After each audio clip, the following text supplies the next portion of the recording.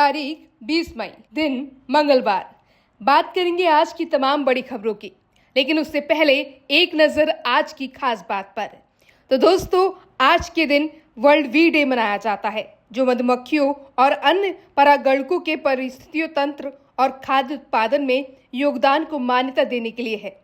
ये दिन 1734 में एंटोन जानसा के जन्मदिन के रूप में मनाया जाता है, जो मधुमक्खी पालन के अग्रणी थे। इसके अलावा ये वर्ल्ड मेट्रोलॉजी डे के रूप में मनाया जाता है। ये दिन 1875 में मीटर कन्वेंशन पर हस्ताक्षर की वर्षगांठ के रूप में मनाया जाता है, जो मेट्रोलॉजी की महत्व को उजागर करता है। तो चलिए अब बढ़ते हैं आज की बड़ी खबरों की तरफ। भारतीय सेना की कर्नल सोफिया कुरैशी पर विवादित बयान करने वाले मध्य प्रदेश सरकार के मंत्री विजय शाह की मुश्किलें बढ़ गई हैं। सुप्रीम कोर्ट ने विजय शाह को जमकर फटकार लगाई है और उनकी माफी को ठुकराते हुए मामले की जांच के लिए एसआईटी गठन का आदेश दिया है। विजय शाह ने एक सार्वजनिक कार्यक्रम के दौरान कर्नल सोफिया कुरैशी के खिलाफ आपत्तिजनक टिप्पणी की। शाह ने बिना नाम लिए कहा कि हमने उनकी बहन भेजकर उनकी ऐसी तैसी कराई। ये बयान पाकिस्तानी आतंकियों के खिलाफ कार्रवाई के संदर्भ में था, लेकिन इसे कर्नल सोफिया कुरैशी से जोड़ा गया, जो ऑपरेशन सिंदूर की प्रवक्ता रही हैं। इस बयान ने तूल पकड़ा। सोशल मीडिया से लेकर राजनीतिक गलियारों में विजय शाह की आलोचना शुरू हो गई, जिसके बाद मध्य प्रदेश हाई कोर्ट ने इस मामले में स्वतः संज्ञान लिया और विजय शाह के बयान को गटर की भाषा करार देते हुए उनके खिलाफ 4 घंटे के भीतर एफआईआर दर्ज करने का आदेश दिया। मामला बढ़ता देख विजय शाह ने 14 मई को सोशल मीडिया पर एक वीडियो जारी कर माफी मांगी। उन्होंने कहा कि मेरे बयान से किसी की भावनाएं आहत हुई, इसके लिए मैं शर्मिंदा हूं और माफी मांगता हूं। कर्नल सोफिया हमारी बहन है और मैं सेना का सम्मान करता हूं, लेकिन उनकी इस माफी का ज्यादा असर देखने को नहीं मिला। 15 मई को विजय शाह ने मध्य प्रदेश हाई कोर्ट के एफआईआर के आदेश को चुनौती देते हुए सुप्रीम कोर्ट का रुख किया, लेकिन सुप्रीम कोर्ट ने उनकी याचिका पर सख्त रवैया अपनाया। सुप्रीम कोर्ट ने सख्त लहजे में कहा कि आपको जिम्मेदारी से बोलना चाहिए, ऐसी भाषा बर्दाश्त नहीं की जाएगी। कोर्ट ने एफआईआर पर रोक लगाने से इनकार कर दिया और मामले की गंभीरता को देखते हुए 19 मई को सुनवाई टाल दी। अब सुप्रीम कोर्ट ने बड़ा फैसला सुनाते हुए विजय शाह की माफी को खारिज करते हुए कहा कि ये माफी सिर्फ बचने का तरीका है। इसके साथ ही कोर्ट ने मामले की जांच के लिए एसआईटी गठन का आदेश जारी किया। ये फैसला विजय शाह के लिए बड़ा झटका है, क्योंकि कोर्ट ने साफ किया कि एक मंत्री से मर्यादा की अपेक्षा की जाती है। उनका ये बयान न केवल कर्नल सोफिया का बल्कि भारतीय सेना का भी अपमान है। फिलहाल बीजेपी ने विजय शाह पर कार्रवाई करते हुए पार्टी से निष्कासित कर दिया, लेकिन ये मामला न केवल विजय शाह की व्यक्तिगत जिम्मेदारी पर सवाल उठाता है, बल्कि ये भी दर्शाता है कि सार्वजनिक जीवन में नेताओं को अपनी भाषा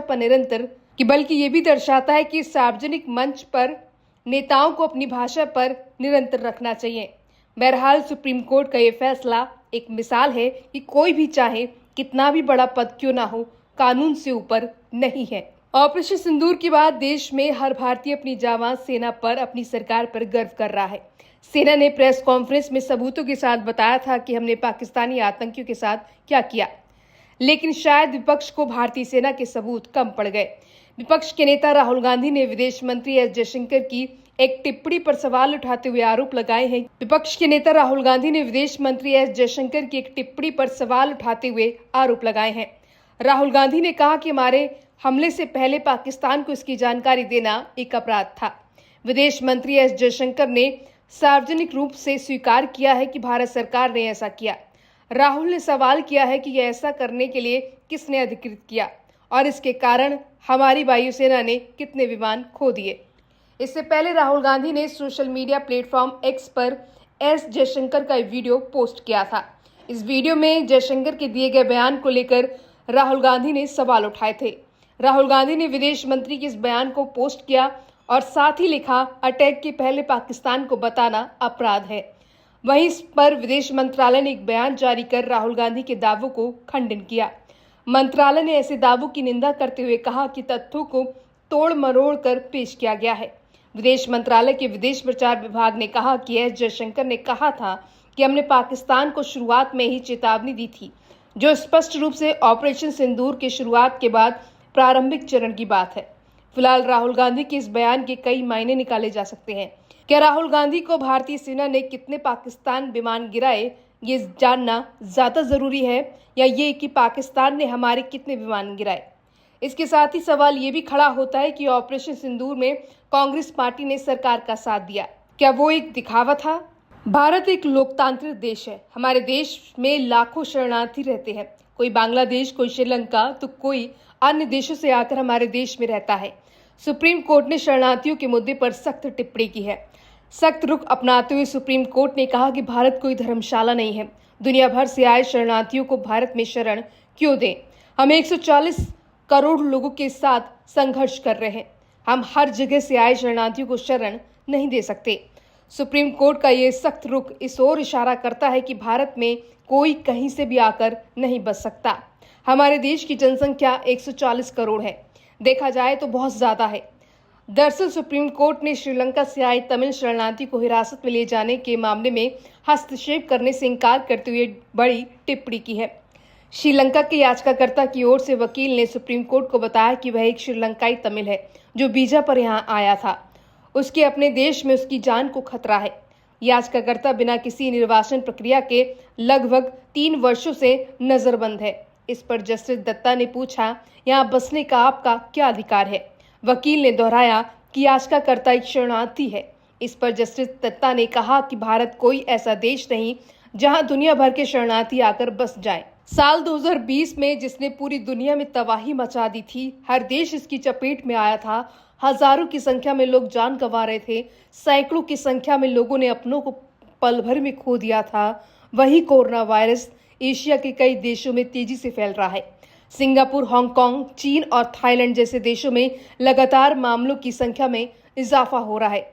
इस बार वायरस के लिए ओमिक्रॉन के नए वेरिएंट JN.1 और उसके सब वेरिएंट LF7 और NB1.8 को जिम्मेदार माना जा रहा है। मीडिया जानकारी के मुताबिक सिंगापुर में मई की शुरुआत में 14,000 से ज्यादा मामले सामने आए हैं। वहीं अप्रैल के आखिरी हफ्ते में ये संख्या करीब 11,000 थी। यह मामलों में 28% का इजाफा हुआ है। हर दिन अस्पतालों में भर्ती होने वाले मरीजों की संख्या 30% तक बढ़ गई है। रिपोर्ट्स के मुताबिक अस्पताल में भर्ती मरीजों की संख्या बढ़ी है, लेकिन गंभीर मरीजों की संख्या कम हुई है।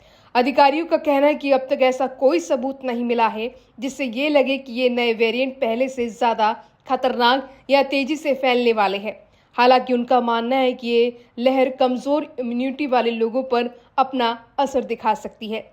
चीन और थाईलैंड में भी सरकार अलर्ट मोड पर है। मीडिया रिपोर्ट्स के मुताबिक भारत में अभी कोरोना की कोई बड़ी लहर नहीं दिख रही है। स्वास्थ्य और परिवार कल्याण मंत्रालय के मुताबिक 19 मई 2025 तक देश में केवल 93 मामले सामने आए हैं, लेकिन सतर्कता बरतना बेहद जरूरी है। अगर कोई लक्षण नजर आई तो डॉक्टर की सलाह जरूर लें। अगर आप सरकारी नौकरी का सपना देख रहे हैं तो आपके लिए सरकारी नौकरी करने का सुनहरा मौका है। कई ऐसी सरकारी नौकरी की वैकेंसी है जिसकी लास्ट डेट इसी महीने है, तो जल्दी से जाकर आवेदन कर दीजिए। बिहार में स्टाफ नर्स के लिए 11,389 पदों पर बम्पर भर्ती निकली है। इस भर्ती में उम्मीदवार बिहार तकनीकी सेवा आयोग यानी BTSC की आधिकारिक वेबसाइट btsc.bihar.gov.in पर 23 मई 2025 तक आवेदन कर सकते हैं। इसके अलावा इंडियन आर्मी ने टेक्निकल ग्रेजुएट कोर्स के तहत भर्ती की घोषणा की है। इसके लिए भी आवेदन 30 अप्रैल से इंडियन आर्मी की आधिकारिक वेबसाइट से शुरू हो गए हैं, जिसमें अभ्यर्थी 29 मई तक अप्लाई कर सकते हैं। इसकी एज लिमिट मिनिमम 20 साल और मैक्सिमम 27 साल होनी चाहिए। खास बात यह है कि इसमें फॉर्म भरने की कोई फीस नहीं है। आप इंडियन आर्मी की ऑफिशियल वेबसाइट joinindianarmy.nic.in पर जाकर आवेदन कर सकते हैं। ये सभी लिंक्स आपको डिस्क्रिप्शन बॉक्स में मिल जाएंगे। अब बात करते हैं सोना चांदी के भाव को लेकर भी अब बात सोना चांदी के भाव को लेकर भी हो जाए। अगर आप सोना खरीदना चाहते हैं तो ये आपके लिए अच्छा मौका है। देश में आज सोने और चांदी के दामों में गिरावट दर्ज की गई है। ये गिरावट अमेरिका और चीन के बीच व्यापार बातचीत में नरमी और भारत पाकिस्तान के बीच तनावों में कमी आने की वजह से हुई है। इससे वैश्विक बाजार में सोना और चांदी की चमक थोड़ी फीकी पड़ी है। मल्टी कमोडिटी एक्सचेंज पर 10 ग्राम सोने का रेट 92,480 है, जबकि 1 किलोग्राम चांदी की कीमत 95,297 दर्ज की गई है। वहीं IBA की वेबसाइट पर जारी आंकड़ों के मुताबिक 24 कैरेट सोना 92,880 प्रति 10 ग्राम और 22 कैरेट सोना 85,140 प्रति 10 ग्राम है। चांदी की बात करें तो 999 फाइन सिल्वर की कीमत 95,490 प्रति किलोग्राम है। चलिए बात करते हैं कैसा रहेगा आज देश भर में मौसम का मिजाज। भारतीय मौसम विभाग ने 24 मई तक के लिए एक विस्तृत मौसम चेतावनी जारी की है, जिसमें दक्षिणी और पूर्वांचल राज्यों में भारी बारिश और उत्तर भारत में लू की स्थिति की संभावना जताई गई है।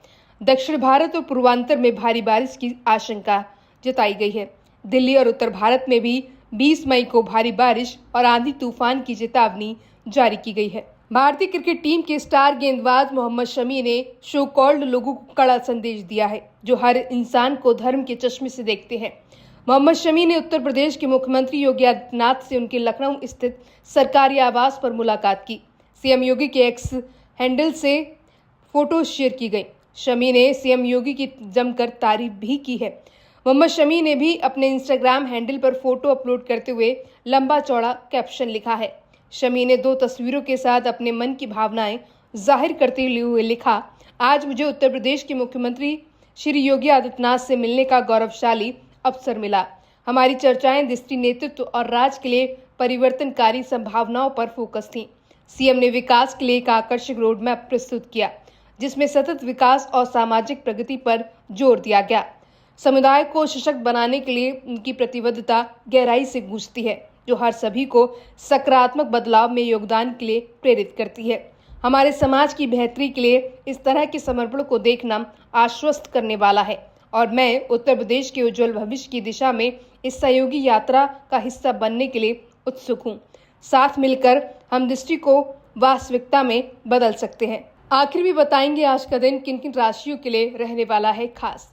तो अगर आपकी राशि भी मेष, वृषभ, मिथुन, कर्क, तुला या मकर है तो आज का दिन आपके लिए रहने वाला है खास। मेष, कार्यस्थल पर सराहना मिलेगी, जिससे आत्मविश्वास में वृद्धि होगी। व्यापार में भी लाभ की संभावना है। आर्थिक स्थिति में सुधार होगा। स्वास्थ्य सामान्य रहेगा। वृषभ, वेतन वृद्धि और नए निवेश से लाभ मिलेगा। कार्यस्थल पर सहयोगियों से समर्थन प्राप्त होगा। नए निवेश से लाभ की संभावना है, लेकिन जोखिम से बचें। स्वास्थ्य सामान्य रहेगा। मिथुन, संचार और नेटवर्किंग से नए अवसर मिलेंगे। नई योजनाओं पर काम करने का समय है। आर्थिक स्थिति में उतार चढ़ाव रहेगा। मानसिक स्वास्थ्य पर ध्यान दें। पर्याप्त नींद और आराम लें। कर्क, कार्यस्थल पर सराहना मिलेगी, जिससे आत्मविश्वास में वृद्धि होगी। व्यापार में भी लाभ की संभावना है। आर्थिक स्थिति में सुधार होगा, लेकिन खर्चों पर नियंत्रण रखना आवश्यक है। तुला, नई योजनाओं पर काम करने का समय है। सहयोगियों से समर्थन मिलेगा। आर्थिक स्थिति में सुधार होगा, लेकिन खर्चों पर नियंत्रण रखना आवश्यक है। मकर, कार्यस्थल पर चुनौतियां आ सकती हैं, लेकिन धैर्य और समझदारी से निपटें। स्वास्थ्य सामान्य रहेगा, लेकिन मानसिक शांति बनाए रखने के लिए ध्यान और योग करें।